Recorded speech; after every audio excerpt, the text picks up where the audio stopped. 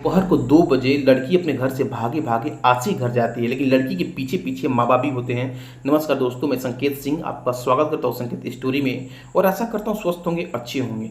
आज की जो क्राइम कहानी है, क्राइम घटना है, उत्तर प्रदेश में एक जिला लगता है मुरादाबाद, उसमें एक थाना लगता है मुटपांडेपुर और उसमें एक गाँव लगता है जिस गाँव का नाम होता है गणेशा घाट। ये सच्ची घटना 10/7/2025 की है। चलिए दोस्तों, इस घटने के बारे में मैं पूरी विस्तार से आपको बताता हूँ।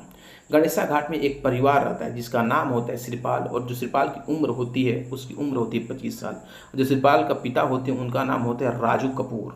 लेकिन जो श्रीपाल होता है, जो बेटा होता है श्रीपाल, इलेक्ट्रिकल का काम करता है। इलेक्ट्रिकल का काम इस तरीके से करता है कि उसके काम से अगल बगल के जो गांव के लोग होते हैं वो भी जानते हैं कि किसी के घर में कूलर हो गया, पंखा हो गया, इलेक्ट्रिकल का कोई भी सामान हो गया, खराब हो गया, तो उसको बहुत ही अच्छी तरीके से अच्छा कर देता है, जिसके चलते उसको बहुत ज़्यादा पैसा मिलता है। लोग उसको पसंद करते हैं, लोग उसकी तारीफ करते हैं और इलेक्ट्रिकल काम में बहुत ही उसका हाथ फ्रेश होता है। एक दिन इलेक्ट्रिकल काम करने के लिए किसी गांव में जाता है। जब उस गांव में जाता है तो उसके सामने एक लड़की होती है। जैसे ही उस लड़की को देखता है तो अपना दिल उस लड़की को दे बैठता है। किसी तरीके से लड़की से प्यार करने की कोशिश करता है, लड़की का नंबर लेने की कोशिश करता है और किसी दूसरे व्यक्ति के द्वारा उस लड़की का नंबर उसके पास आ जाता है। जब नंबर आता है तो जो श्रीपाल होता है उस लड़की से बातचीत करने की कोशिश करता है, फ़ोन करता है। पहले तो लड़की आना काना करती है, बात करने से मना करती है, लेकिन कुछ दिन बीतने के बाद जो श्रीपाल होता है उस लड़की को बार बार कॉल करता है, तो जो लड़की होती है वो भी उससे बात करने के लिए एग्री हो जाती है। अब इधर लड़का भी तैयार हो जाता है, जो श्रीपाल होता है, उधर लड़की जो होती है वो भी तैयार हो जाती है। दोनों लोग कुछ दिन के बाद आपस में मिलने जुलने भी लगते हैं, लेकिन इसकी खबर गांव में किसी को नहीं होता है। ना तो श्रीपाल के माँ बाप को पता होता है, ना ही उधर लड़की के जो माँ बाप होते हैं उनको पता होता है। एक दिन की बात है दोस्तों, जो लड़की होती है लड़के से बात कर रही थी, श्रीपाल से बात कर रही थी, लेकिन किसी तरीके से लड़की का जो बाप है उसको पता लग जाता है। जब लड़की के बाप को पता लगता है तो अपनी लड़की को मारने लगता है, पीटने लगता है और बोलता है कि आज के बाद मैं तुमको घर से बाहर नहीं निकलने दूंगा, आज के बाद तुमको कोई फ़ोन नहीं। और जो लड़की होती है डर जाती है। कुछ दिन बीतने के बाद भी श्रीपाल से जब बात नहीं हो पाती है तो सोचती है कि आखिर कौन सा कदम ऐसा उठाया जाए कि मैं श्रीपाल को हो जाऊं और श्रीपाल जो है मैं मेरा इंतजार कर रहा है उसके पास कैसे ये खबर पहुंच जाए कि मेरे पास मोबाइल नहीं है, मैं उससे इसलिए नहीं बात कर रही हूँ, मेरा उससे दूर जाने का कोई मन नहीं है। श्रीपाल भी इधर परेशान होता है और काफ़ी कोशिशों के बाद भी श्रीपाल जो है अपनी महबूबा से बात नहीं कर पाता है। दोपहर को 2 बजे 10 तारीख का समय होता है, तो 10 तारीख का होता है समय। ये दोपहर को 2 बजे लड़की अपने घर से भागे भागे अपने आशी घर आती है। जब अपने आशी घर आती है तो जो श्रीपाल होता है अपनी महबूबा को देखकर रोने लगता है। बोलता है कि तुम्हारे साथ ऐसा कौन सा बात हो गया जो तुम मेरे से इतना दिन बात करना नहीं चाहती थी। तो जो पूरी घटना है लड़की बताती है। लेकिन कुछ देर बीतने के बाद जो लड़की के माता पिता होते हैं लड़की के पीछे पीछे आ जाते हैं। जैसे ही श्रीपाल उनको देखता है तो बोलता है कि ऐसा कुछ नहीं होगा, आप थोड़ा सा रुकिए।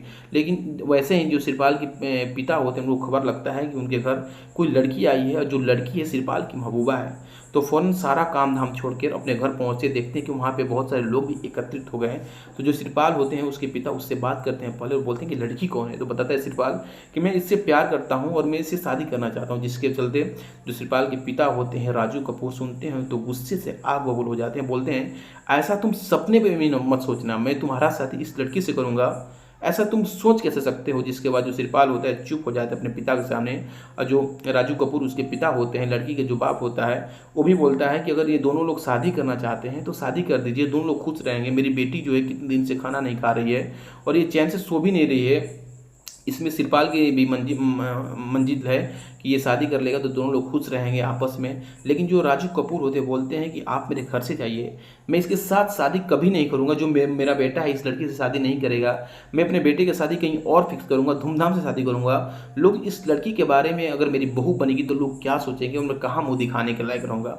जिसके बाद काफ़ी कोशिशों के बाद लड़की का बाप बार बार रिक्वेस्ट करता है, लेकिन राजू कपूर जो होता है बोलता है मैं किसी कीमत पे शादी नहीं करूंगा। जिसके बाद जो लड़की के माँ बाप होते हैं अपनी लड़की को लेकर अपने घर चले जाते हैं। लेकिन वही लड़का जो श्रीपाल होता है रात का समय होता है, जब रात का समय होता है तो किसी तरीके से जहर का इंतजाम करता है। खाना खाने के बाद जहर खा लेता है। जब घर वालों को पता चलता है, उल्टी करने लगता है कि ये जहर खा लिया, तो उसको हानन फानन में लेकर नज़दीकी जो हॉस्पिटल होते हैं वहाँ लेकर जाते हैं। लेकिन जो डॉक्टर होते हैं उसका इलाज करते हैं इलाज के दौरान उसकी मृत्यु हो जाती है। जहर खाने से जब लड़की की मृत्यु हो जाती है तो ये जो घटना है धीरे धीरे अगल बगल सभी लोगों को पता चलता है कि जो लड़का है सिरपाल किसी लड़की के प्यार में पागल होकर जहर खा लिया। लेकिन दोस्तों ये प्यार में पागल नहीं था, ये पूरी जो घटना है सब लोग जानते थे, उसके माता पिता जानते थे, सब लोग जान गए थे, उसको शादी कर देना चाहिए था। सिर्फ एक व्यक्ति की गलती से किसी दूसरे व्यक्ति की जान चली गई, मतलब कि बाप की गलती से बेटे की जान चली गई। अगर जो बाप था उस लड़की का शादी उस लड़की से कर देता तो ना तो उसकी हानि होती, ना तो घर में किसी चीज़ की दिक्कत होती, ना परेशानी नहीं होती, उसका बेटा भी आज जिंदा रहता और वो भी खुश रहता।